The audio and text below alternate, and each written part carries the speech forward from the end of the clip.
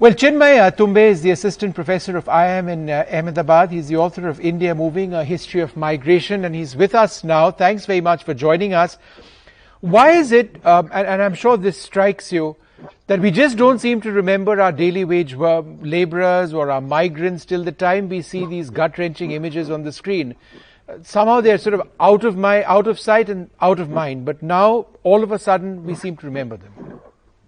Absolutely. This is, India's most invisible workforce, as people have been calling it for decades now.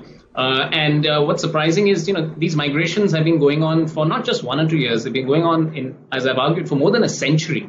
And as someone who also works with history, what's, so very striking is even in past pandemics, whether it's the plague or the influenza, you had very similar episodes of people rushing back home because, as I've been pointing out, for the migrant, the economic security aspect comes in the city, but the social security aspect comes in the village. And we've not really been able to give even a modicum of social security in the city. So the minute the job dries up, the minute the income or wages fall, the first instant sort of reaction is to go back.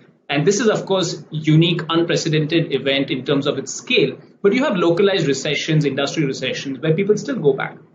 And so I think what we have fundamentally failed is to provide a system where people can stay in cities for, at least a few weeks, at least a few months, even if, for example, there's a shock like this. Sure. And I think what we've seen is, is a classic response.